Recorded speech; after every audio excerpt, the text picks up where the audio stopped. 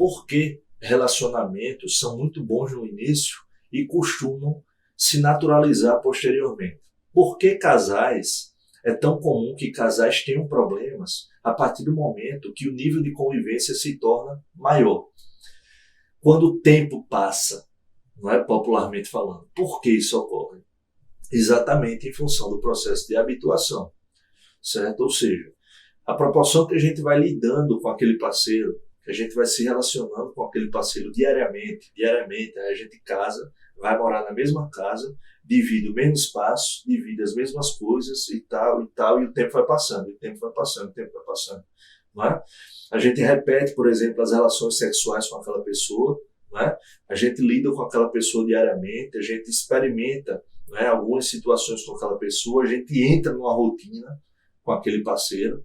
Então isso gera o quê? Um processo de habituação. Daqui a pouco o meu organismo ele começa a diminuir, né, paulatinamente a força da resposta em relação àquele estímulo, ou seja, em relação àquele parceiro.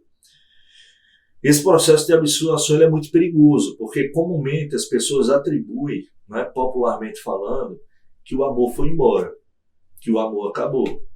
Exatamente por isso. Por quê? Porque naturalizou, porque habituou.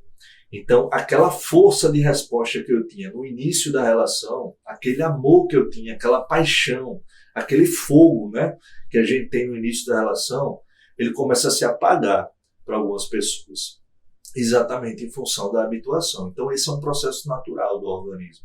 Se eu me exponho repetidas vezes, em curtos intervalos de tempo e de maneiras semelhantes, o meu organismo ele tende a se habituar, ele tende a diminuir a intensidade dessa resposta mesmo, a força dessa resposta, tá certo? É por isso que a gente sempre orienta as pessoas a não deixar as coisas entrarem na rotina, entende? A quebrar a rotina com o seu parceiro, por exemplo. Por quê? Porque quando eu quebro a rotina, quando eu modifico determinadas relações, né? Quando eu crio outros eventos, quando eu crio outras situações, o organismo ele vai ficando sensível em relação àquela parceria, não é? E aí isso vai dando manutenção no processo e a gente consegue seguir com mais vitalidade desse ponto de vista.